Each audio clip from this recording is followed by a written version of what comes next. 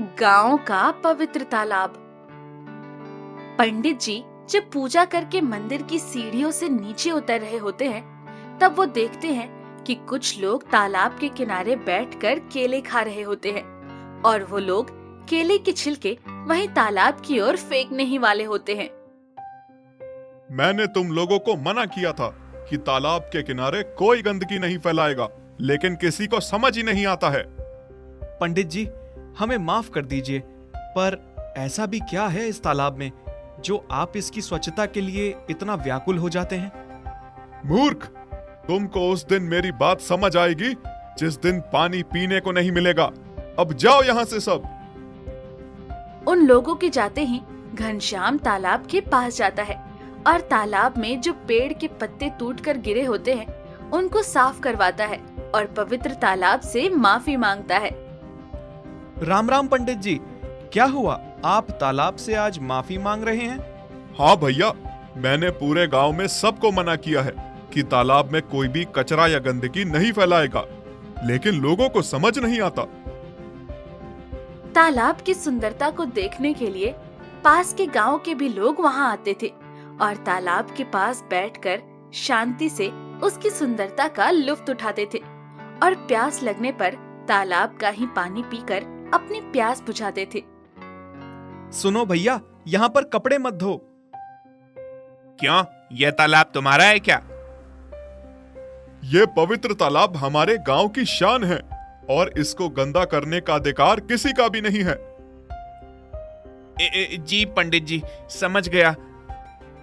अब लोग पवित्र तालाब के पास आते थे और उसके फोटो खींचकर लोगों को दिखाते थे, जिससे कि तालाब की सुंदरता के चर्चे चारों ओर फैल रहे थे। एक दिन एक शहरी आदमी तालाब पर घूमने आता है।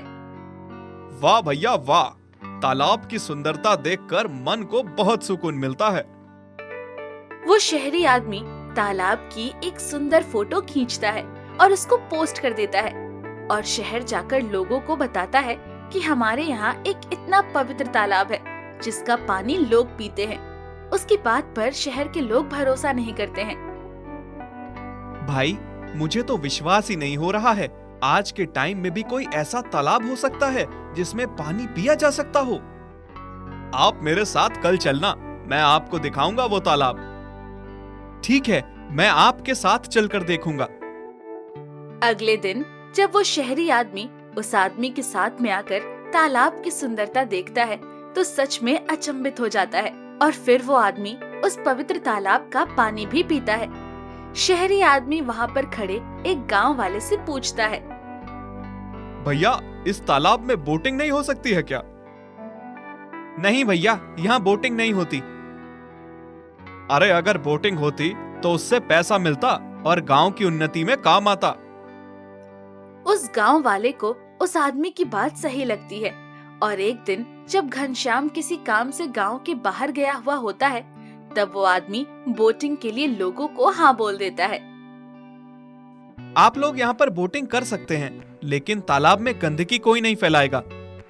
ठीक है, मेरा एक दोस्त है जो कि ये सारे काम करता है बोटिंग से संबंधित। मैं उससे बात करूंगा और यहाँ बोटिंग की व्यवस्था करवा दूंगा, जिससे यहाँ सैलानी घूमने आएंगे और उनका पैसा गांव के काम आएगा। अब उस तालाब में बोटिंग का लुत्फ उठाने लोग आते थे, जिससे वहाँ काफी सारी तरह की दुकानें भी खुल गई थी और लोगों को रोजगार के नए अवसर मिल रहे थे। लेकिन इसकी वजह से तालाब में गंदगी भी बढ़ने लगी थी, पर लोग इस पर ध्यान नहीं दे रहे थे। मैंने सब गांव वालों को मना किया था, पर मेरी बात किसी ने नहीं मानी। मैं बता रहा हूँ कि आगे चलकर इस गंदगी से बहुत परेशानी होगी और बीमारियां फैलेंगी। पंडित जी, आप व्यर्थ ही चिंता कर रहे हैं, ऐसा कुछ नहीं होगा।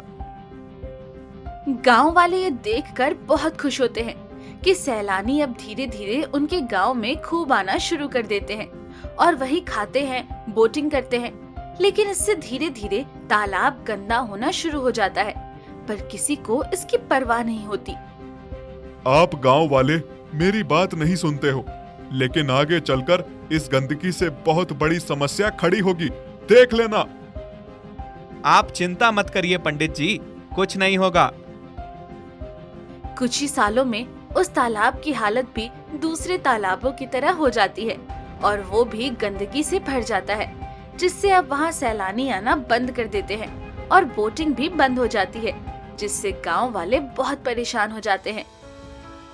हमारे गांव की शान था हमारा पवित्र तालाब, लेकिन शहरी लोगों ने इसको भी गंदा कर दिया। शहरी लोगों ने नहीं, आप गांव वालों ने ही इस तालाब को गंदा किया है।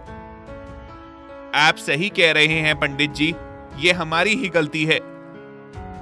1 साल बाद गांव में सूखा पड़ता है, जिसकी वजह से पानी की दिक्कत होती है और गांव वालों को अब उस तालाब का गंदा पानी ही पीना पड़ता है और पूरे गांव में गंदगी से बीमारियां फैल जाती है।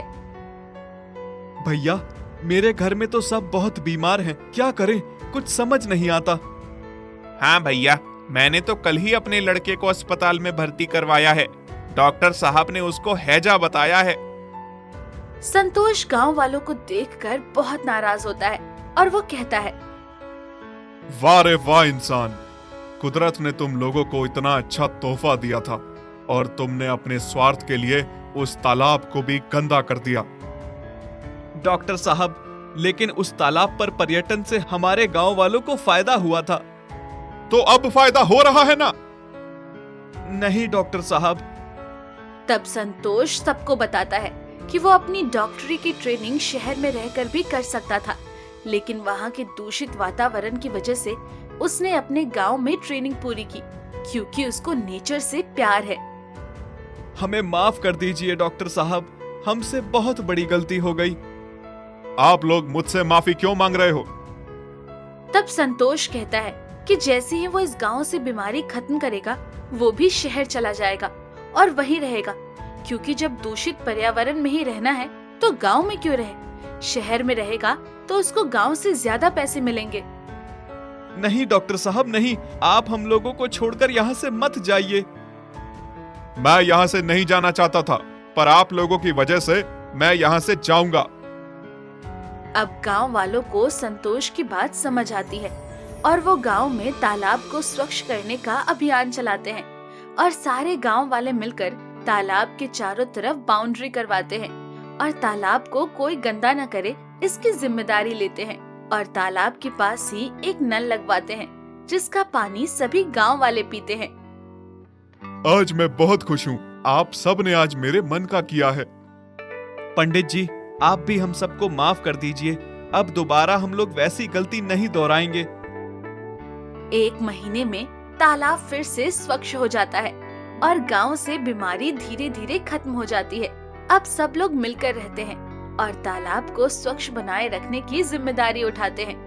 वो गांव फिर से हरा भरा हो जाता है, लेकिन अब गांव वाले बोटिंग करने की इजाजत किसी को नहीं देते और जो उस तालाब में गंदगी फैलाता है उस पर जुर्माना भी लगाते हैं। इस काम से संतोष भी काफी खुश होता है और गांव वालों का शुक्रिया अदा करता है।